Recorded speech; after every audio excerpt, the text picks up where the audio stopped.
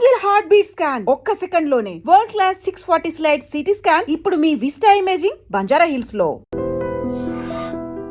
Hitler cinema ఒప్పుకునే ముందు చిరంజీవి గారు సక్సెస్ పరంగా కాస్త బ్రేక్ తీసుకోనున్నారు. అసలు ఎలా ఉండింది ఆయన ఆ సినిమాకు ఒప్పుకునే ముందు ఆయన మైండ్ సెట్ ఎలా ఉండింది? మీకు పెట్టిన కండిషన్స్ ఏంటి? ఏం మాట్లాడారు? అదే కండిషన్స్లో ఏం లేవు సార్. మోహన్ గారి దగ్గర ఆయన ఏం మాట్లాడుకున్నారో తెలీదు. మోహన్ గారు దేవి శ్రీదేవిలో చిరంజీవి గారు సినిమా చూశారు. సార్ ఆ సినిమాకి నేను కూడా వెళ్ళాను సినిమా చూసినప్పుడు. అలాగే రాజా కూడా వచ్చాడు. సార్ సినిమా కూర్చున్న తర్వాత ఎడిటర్ మోహన్ గారు వెళ్ళిపోయారు. సినిమా చూశారు, అందరూ బాగుంది అనుకున్నారు. అప్పటికి చిరంజీవి గారు ఎవరో నాకు తెలియదు కదా, మేమెవరో స్టాఫ్ లెక్క ఆయనకి. తర్వాత ఒక 15 రోజులకి చిరంజీవి గారు సినిమా చేస్తున్నారయ్యా అంటాం. ఫస్ట్ చిరంజీవి గారి పరిచయం నాకు, అంటే చాలాసార్లు చూశాను, నమస్కారాలు పెట్టాను, నమస్కారం సార్ అన్న ఇవన్నీ జరిగిపోగా ఫస్ట్ టైం ఏంటంటే ఎడిటర్ మోహన్ గారు తీసుకొచ్చి నా కో డైరెక్టరు తను రాజా అని చెప్పి పలానా సినిమాలు చేశాడని చెప్పి పరిచయం చేసి ఆయన ఎయిర్పోర్ట్కి వెళ్తున్నారు. సార్ ఆ మోహన్ గారు కారులో వచ్చారు కదా, ఓకే మీ కారును ఫాలో అవ్వమనండి అని చెప్పి ఆయన మా మోహన్ గారు వెనకాల సీట్లో కూర్చొని ఫ్రంట్ సీట్లో నేను కూర్చొని ఎయిర్పోర్ట్ వరకు వెళ్ళాను. దట్ ఈజ్ మెమరీ అండి. ఫస్ట్ చిరంజీవి గారు ఇంటికి వెళ్ళటం ఒక మెమరీ. వెళ్తూనే ఆయన కారులో ఎయిర్పోర్ట్ వరకు ఈ సినిమా గురించి మాట్లాడుకుంటూ షెడ్యూల్ ఎలాగేయాలి ఏంటి అన్ని ఆయన నాకు చెప్పటం. ఆడపిల్లలు 5 సిస్టర్స్ ఏ విధంగా ఉండాలి, ఎంత జాగ్రత్తగా ఉండాలి, ఎలా జడలు వేసుకోవాలి, ఎలాగా డ్రెస్సింగ్ ఉండాలి, చూడగానే మన ఇంట్లో అమ్మాయిలాగా ఉండాలి, మన మధ్యలో తిరుగుతున్న అమ్మాయిలాగా ఉండాలి, ప్రతి ఓడికి వాళ్ళ సిస్టరో లేకపోతే మేనగోళ్ళో లేకపోతే వాళ్ళ పక్కింటి వాళ్ళ చిన్నాన్న కూతురు గుర్తు రావాలి అని నాకు ఆయన చెప్పటం. ఇవన్నీ కూడా ఆ కారులో ఇక్కడి నుంచి ఎయిర్పోర్ట్కి వెళ్ళి దారిలో జరిగిపోయిందండి.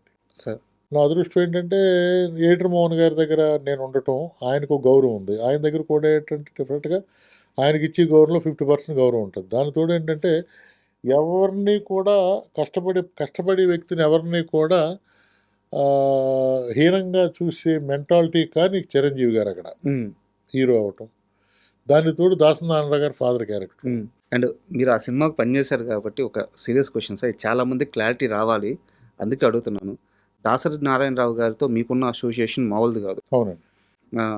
ఆయన హిట్లర్ సినిమాలో ఫాదర్ క్యారెక్టర్ చేశారు, చిరంజీవి గారు హీరోగా చేశారు, మీరు ఆ సినిమాకి కో డైరెక్టర్. అసలు చిరంజీవి గారి మధ్య దాసరి గారి మధ్య గొడవలు ఉన్నాయా? ఎందుకు ఇలాంటి ఒక నెగిటివ్ ప్రాపగండా బయటికి వెళ్ళిపోయింది? అసలు వాళ్ళిద్దరు రిలేషన్ ఎలా ఉండేది? ఇది చెప్పడానికి అన్ని విధాల అర్హతలు ఉన్న మనిషి మీరే. నాకు ఈరోజు దీని మీద ఒక క్లారిఫికేషన్ కావాలి. ఇదంతా ట్రాష్ అండి, బయట అనుకోవటం అండి అంతే. చిరంజీవి గారికి ఆయనకి గ్యాప్ ఎందుకుందండి? చిరంజీవి గారితో లంకేశ్వరి చేశారు ఏమండి. దాని తర్వాత గ్యాప్ అనేది వాళ్ళిద్దరు ఇంటర్నల్గా మాట్లాడుకున్నా బయటకే వస్తాయి సార్. వరణకు సార్ మాట్లాడుకునేవారు, కలిసివారు. ఈ బయట వాళ్ళకి తెలియదు కదా, తెలియదు కాబట్టి బయట చెప్పాను కదా సార్, తిన్న తర్వాత అరగటాకి పనిచేసే వాళ్ళు కొంతమంది ఉంటారు, అరగటాకి కష్టపడాలనుకుంటే కొంతమంది ఉంటారు, అరగటం కోసం ఇటువంటి మాటలు చెప్పుకునే వాళ్ళు కొంతమంది ఉంటారు. అంతే తప్పండి వాళ్ళిద్దరికీ. ఈరోజు నేను ఫేస్బుక్లో ఎప్పుడో ఆయన అన్న మాట ఇప్పుడే జస్ట్ మీ దగ్గరికి వచ్చిన తర్వాత 5 నిమిషాలు కూర్చోండి అంటే ఒక మ్యాటర్ వచ్చింది. అది ఎప్పుడే నేను చూసి దాన్ని స్క్రీన్ షాట్ తీసి పక్కన పెట్టాను. ఈ విషయం నాకు తెలుసునా మళ్ళీ మర్చిపోతానేమో అని చెప్పి స్క్రీన్ షాట్ తీసానండి. ఒకసారి చూడండి. అది ఏంటంటే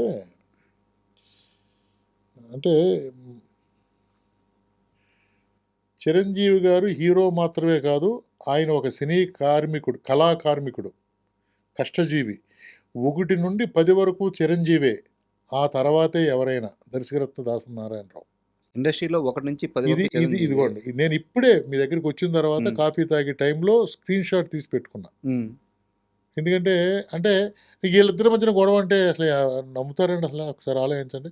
1 to 10 చిరంజీవి, స్టేట్మెంట్ ఇవ్వాలన్నా కానీ మరి ఏమంటే 1 to 10 ఆయనే. ఏమంటే ఖైదీ నెంబర్ 1కి, ఖైదీ నెంబర్ 50కి అయినా 1కి అక్కడికి వెళ్ళారు కదా, వెళ్ళి స్టేజ్ మీద ఏం మాట్లాడారు ఆయన? చిరంజీవి గారికి తనకి మధ్యన గ్యాప్ ఉంటే ఎందుకు మాట్లాడతారు అలాగా?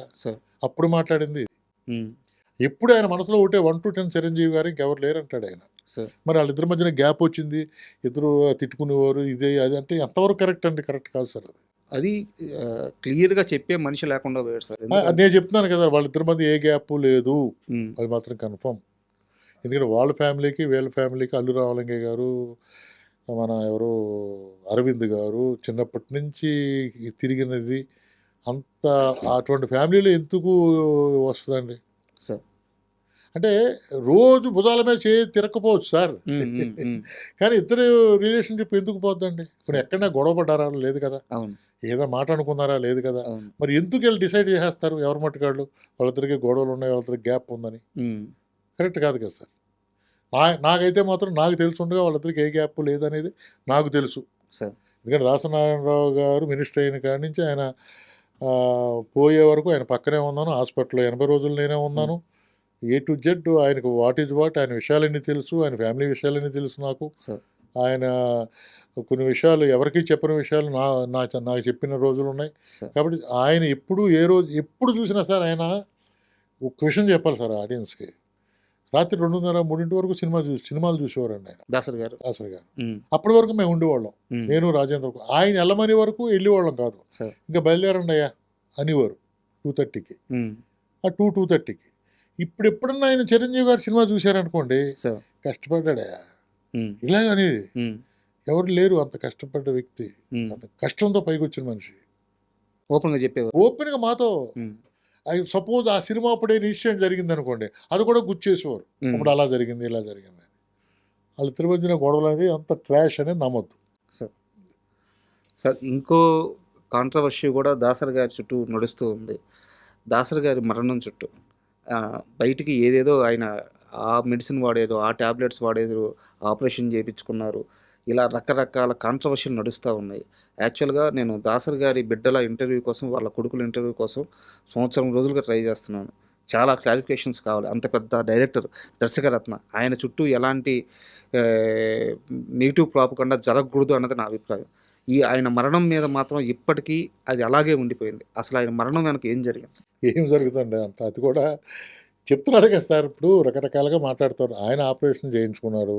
హ్మ్. అది వికటించింది. హ్మ్. పోయారు. అంతే. దాంట్లో వెనకాల ఆళ్ళున్నారు, ఈళ్ళున్నారు అనేది ఇదంతా ఉత్తిదేనండి. హ్మ్. ఇంతవరకే.